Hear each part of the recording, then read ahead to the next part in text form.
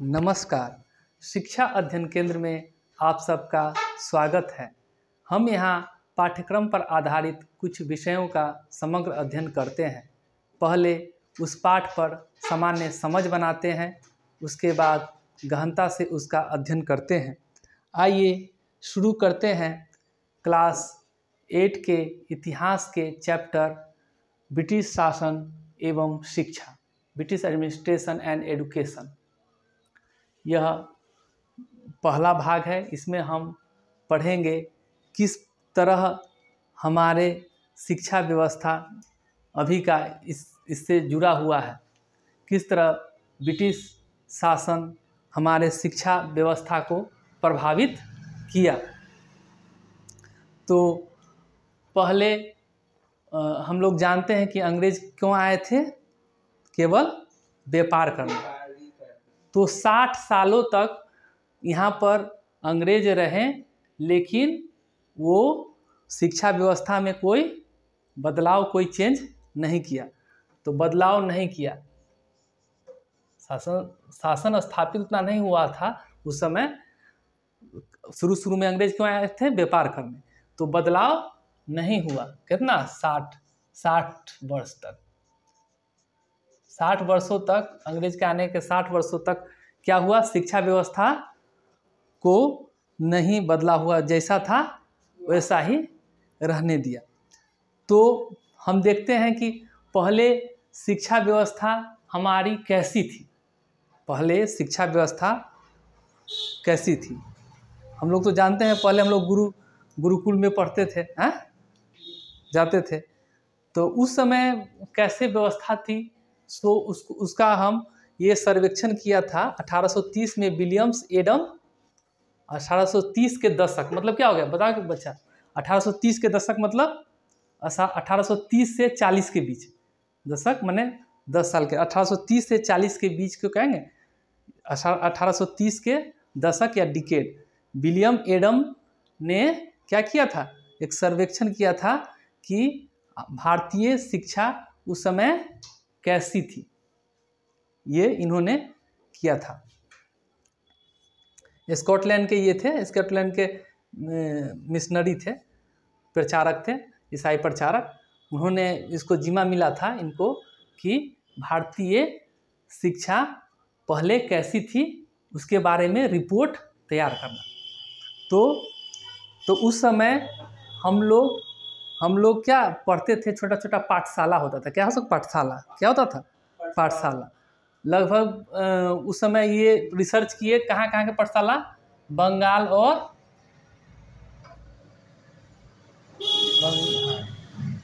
बिहार, इस सब बंगाल और बिहार के क्षेत्र में ये पाठशाला थे।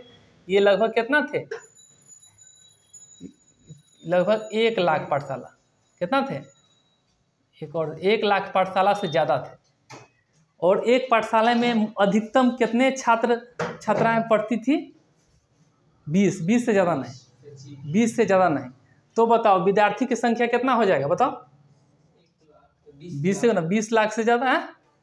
20 लाख के आसपास, इससे ज़्यादा होगा, लाख से ज़्यादा है।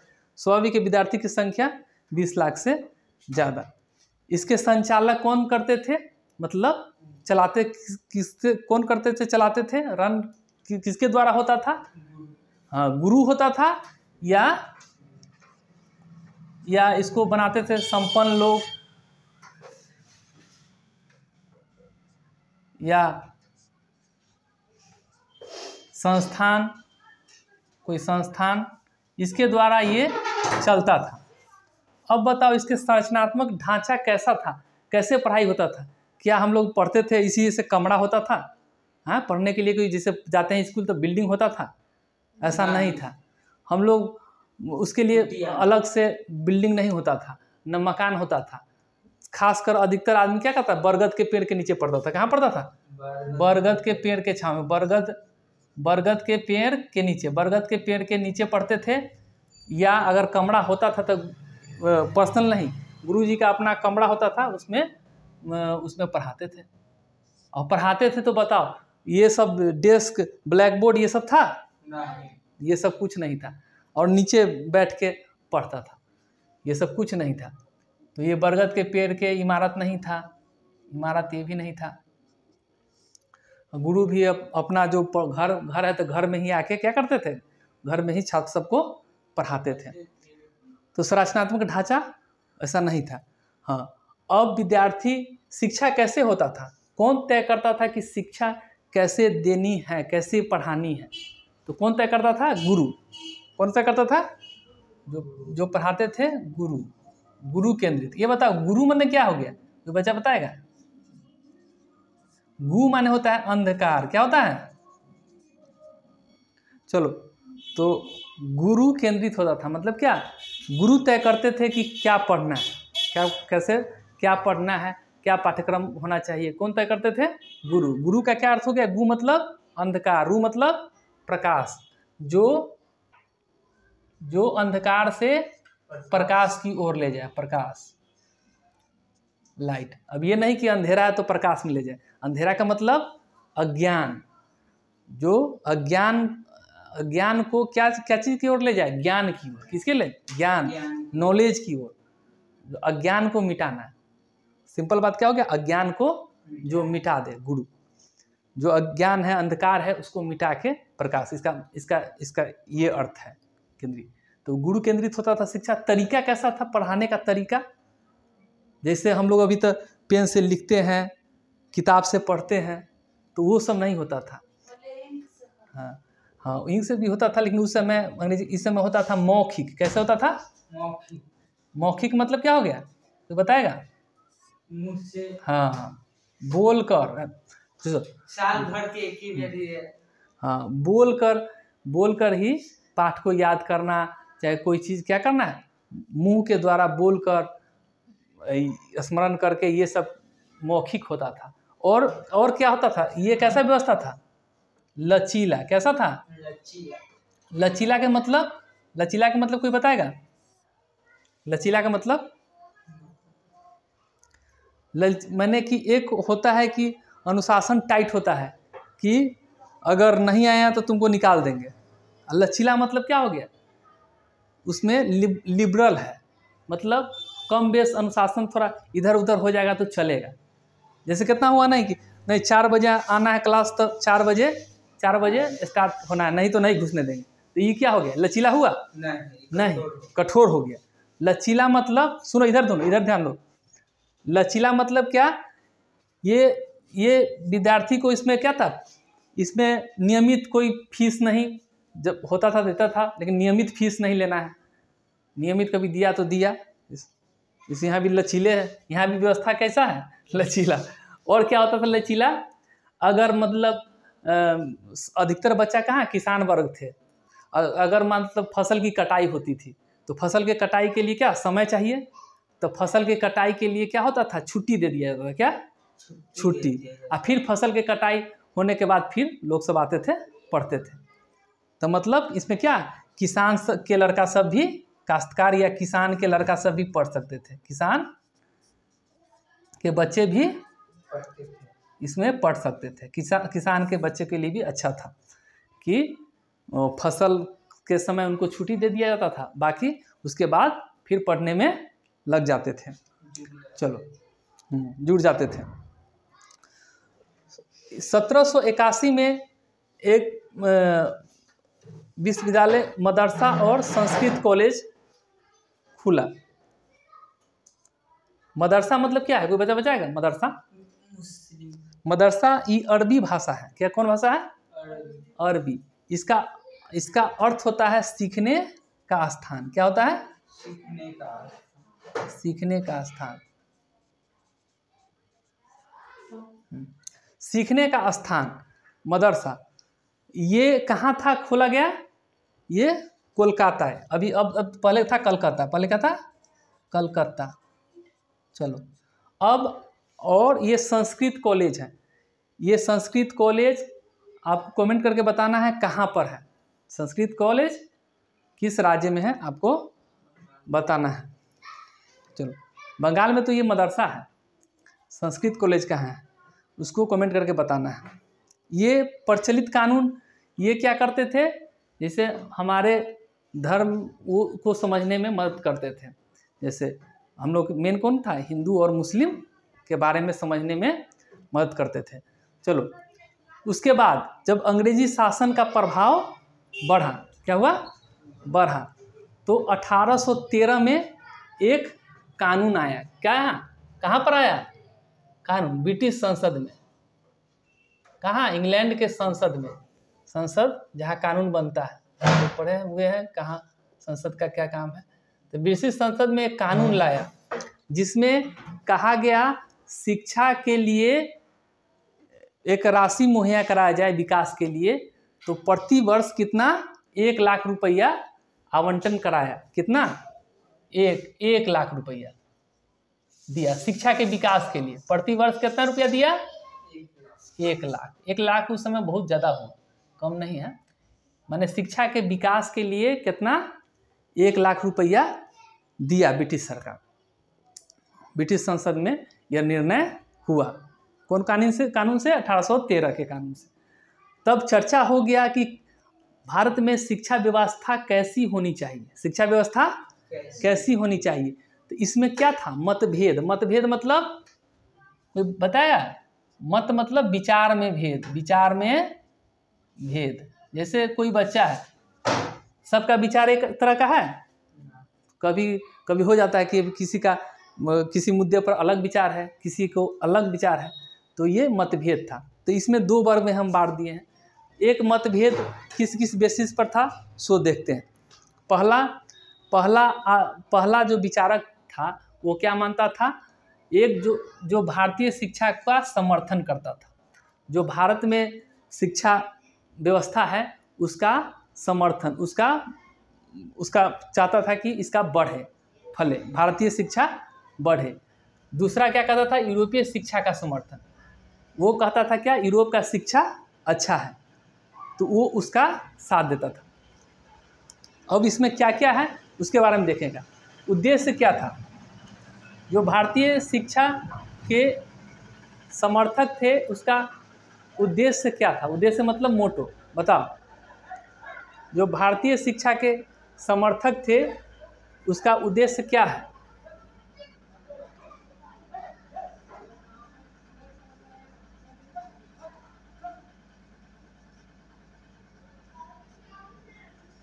भारतीय संस्कृति को समझना, इसका उद्देश्य क्या था, भारत के संस्कृति को, धर्म को समझना। और यूरोपीय शिक्षा का जो समर्थक था उसका उद्देश्य क्या था, सो बताओ, बोलो। जो यूरोपीय शिक्षा के समर्थक था उसका उद्देश्य था कैसे अंग्रेजी शासन कायम रखना, अंग्रेजी शासन अस्थाई रखना। मतलब ये इसका उद्देश्य क्या था इस विचारक का, कि अंग्रेजी शासन को अस्थाई रखें, भारत में बनाए रखें। इसका तब मेन यही था कि भारत के जो शिक्षा है, ये धर्म ग्रंथ है, इसको समझे। इसीलिए इसमें एशियाटिक सोसाइटी ऑफ बंगाल, ये कहाँ पर है, 1784 में बंगाल। ये इसका काम क्या करता था, अनुवाद करता था। क्या करता था, अनुवाद मतलब ट्रांसलेट। जैसे हम लोग का अधिकतर किस भाषा में ग्रंथ है, धर्म ग्रंथ संस्कृत में है, तो संस्कृत सीखता था अंग्रेज। तो ये विचारक थे, ये सीखे क्या है, विलियम जेम्स। कौन थे, विलियम जेम्स। इन्होंने सीखा संस्कृत और कौन, संस्कृत और फारसी। मुसलमान में तो फारसी होता है ना, संस्कृत और फारसी सीखा। सीख के एशियाटिक सोसाइटी का काम क्या था, धर्म ग्रंथ का अनुवाद करना, ट्रांसलेट। जैसे हमारा ग्रंथ था क्या क्या है, भगवत गीता, इसको क्या है, अभिज्ञान शकुंतलम, कालिदास के लिखा हुआ है। इसको क्या करना है, इसको इंग्लिश में बनाना है, इंग्लिश में ट्रांसलेट करके। जैसे वो सब पुस्तक किस में लिखा हुआ है, संस्कृत। तो स्वाभाविक है अंग्रेज सब कौन भाषा जानेगा, अंग्रेजी। तो इसीलिए किस भाषा में, अंग्रेजी में अनुवाद किया। अंग्रेजी में क्या क्या, गीता का अनुवाद किया, गीता, अभिज्ञान शाकुंतलम हितोपदेश, अभिज्ञान शाकुंतलम हितोपदेश, पंत तंत्र हितोपदेश, ऐसे ही ये सब का, और आदर्श पंचतंत्र, ये सब का क्या किया, अनुवाद किया। क्यों अनुवाद किया? क्योंकि दूसरा अंग्रेज सब भी भाषा को, हमारे संस्कृति को समझे। इसीलिए ग्रंथ ये किस पर जोड़ देते थे? हमारे ग्रंथ में कहते थे कि बहुत श्रेष्ठ ज्ञान है। कौन कौन ग्रंथ हम लोग पढ़ते हैं? कौन कौन हम लोग का? कौन है? वेद है। क्या है? वेद, उपनिषद,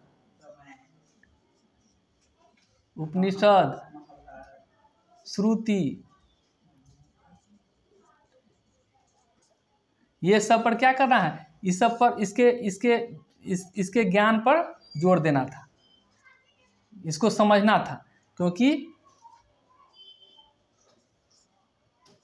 क्योंकि इनका मानना था, क्या मानना था? कि बिना इसके जाने हुए बिना इस ज्ञान को जाने हुए हम सही शिक्षा में बदलाव नहीं कर सकते हैं। इसीलिए ये भारतीय शिक्षा के समर्थक थे।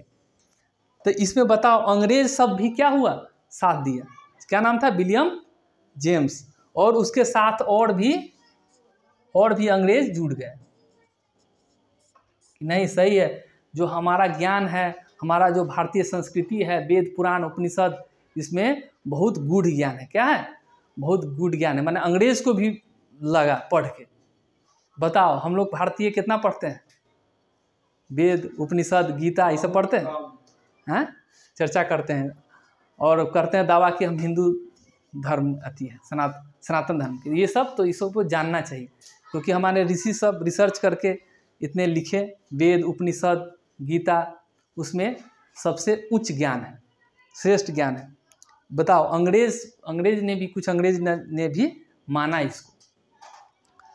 तो बताओ, शिक्षा की आवश्यकता क्यों पड़ी? शिक्षा की आवश्यकता क्यों पड़ी? क्योंकि 1813 में ब्रिटिश संसद में लाया तो क्या हो गया? शासन फैला तो क्या बढ़ेगा? कर्मचारी मतलब काम करने के लिए कर्मचारी बढ़ेगा। कर्मचारी बढ़ेगा तो वैसे ही किसी को भी उठा के रख लेगा कि शिक्षित आदमी को, इसीलिए शिक्षा का जरूरत हुआ। चलो, अब दूसरा विचार देखो। दूसरा विचार में ये कहता था, भारत के संस्कृति वैज्ञानिक एवं तकनीकी शिक्षा, ये वैज्ञानिक एवं तकनीकी शिक्षा पर जोर दिया। और ये क्या कहता था? भारतीय शिक्षा कैसा है? अवैज्ञानिक। कैसा है? अवैज्ञानिक। और क्या कैसा है? भ्रामक है, माने भ्रम फैलाने वाला। इसमें अनावश्यक बात लिखा हुआ है, ये मानता था दूसरा विचारक। तो ये इसका मानने वाला अंग्रेज ज़्यादा था, क्योंकि ये चाहता था कि मेरा शासन कायम रहे। इसका मेन मोटो था कि मेरा शासन कायम रहे। इसलिए इसके विचारक कौन थे? जेम्स मिल। देखो, ये जेम्स मिल है, ये विलियम जेम्स है, याद रखना। एक थे मैकाले। मेन था कौन? मैकाले याद कर। मैकाले कौन थे? मैकाले। और अंग्रेज से और भी इसका समर्थक था। तो स्वाभाविक है ये समर्थक का संख्या क्या है? ज़्यादा है। तो ज़्यादा है तो बात किसका माना जाएगा? इसी का, मैकाले। तो इसी के आधार पर आधुनिक शिक्षा अधिनियम पारित हुआ। क्या हुआ? 1835 में क्या आया? आधुनिक शिक्षा अधिनियम। इसमें क्या कहा गया? जो उच्च शिक्षा होगा तो वो किस भाषा में होगा? अंग्रेजी में। किसमें? अंग्रेजी में। इसमें अपना भारतीय भाषा में हो सकता है कहने के लिए, लेकिन इसका पाठ्य पुस्तक किसमें छपता था? अंग्रेजी में। किसमें? अंग्रेजी में। और इसमें एक और बात कहा कि अंग्रेजी को तो माध्यम में होगा ही, लेकिन भारतीय भाषा को प्रोत्साहन नहीं किया जाएगा। प्रोत्साहन मतलब बढ़ावा नहीं दिया जाएगा। अब बताओ, हम अंग्रेजी पढ़ रहे हैं, कोई बात नहीं, अब भारतीय भाषा को हम बढ़ावा नहीं दे तो ये अच्छा बात है। भारतीय भाषा को जानते, इसमें भारतीय भाषा को प्रोत्साहन नहीं दिया जाता था, केवल किसको, अंग्रेजी को। भारतीय भाषा को नहीं दिया जाता था, किसको दिया जाता था, अंग्रेजी को। स्वाभाविक है, अगर भारतीय भाषा को प्रोत्साहन नहीं दिया जाएगा तो भारतीय भाषा का विकास नहीं होगा और भारतीय को क्या, अपने भाषा के प्रति हीन भावना स्वाभाविक है, हो जाएगा। उसके बाद आया 1854 में वुड्स डिस्पैच नीति। कौन आया, वुड्स डिस्पैच नीति। ये संपूर्ण शिक्षा की रूपरेखा है। जो हमारा शिक्षा अभी जो देख रहा है बहुत हद तक इसकी देन है, वुड्स डिस्पैच नीति। अंग्रेज शासक के सुझाव पर ईस्ट इंडिया कंपनी ने इसको लाया। अब देखो इसमें भी प्राथमिक शिक्षा और उच्च शिक्षा। प्राथमिक शिक्षा का भाषा क्या होता था, भारतीय, क्या, भारतीय। और उच्च शिक्षा का बोलो, अंग्रेजी। कौन माध्यम में, अंग्रेजी में माध्यम। और जिला स्तर पर क्या था, प्राथमिक शिक्षा में जिला स्तर पर क्या था, हाई स्कूल। क्या था, हाई स्कूल। और उच्च शिक्षा में 1857 में क्या हुआ, 3 गो विश्वविद्यालय खुला। कहाँ, कोलकाता,